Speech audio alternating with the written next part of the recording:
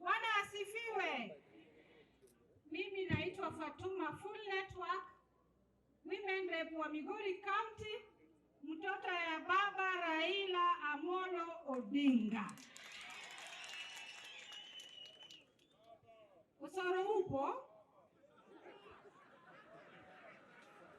Mimi nimekuja kama rafiki ya Mama Doris.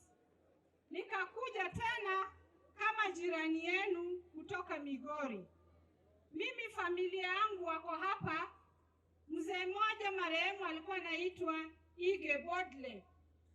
Kwetu ni hapa tu daraja mbili. Hapa Nubia. Kwa hivyo mkiniona hapa munichukue kama mtoto wenu. Nimekuja kuomboleza na familia. Na ninamwomba Mwenyezi Mungu amweke mama palipema kati ya watu wema, amsamehe dhambi zake, na pongeze fanya report kwa baba yako. Unajua sija nini. Kwa hivyo kama kuna nani ambaye anataka kunini, anaweza ongea na mimi, naweza nini nikanini hapa.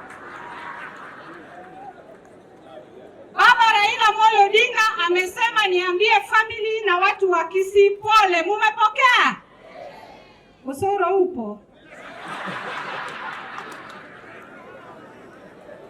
Mama Ndonya, huyu mama ni gangari. Kule bungeni tukitaka kupinga yale ambayo hayaendi sawa, tunasanyika kwa kona moja, tunaangalia Ndonya akifinya macho ni fire.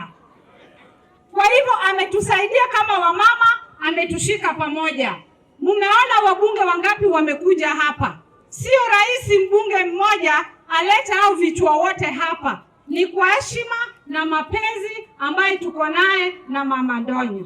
Wanasema usitumie hiyo jina. Sasa mimi ambaye natumia Full Network je? Hapa tunataka kazi. Na ninamjua mimi ni Muislamu. Huyu Ndonya ameombwa aingie kwa kanisa.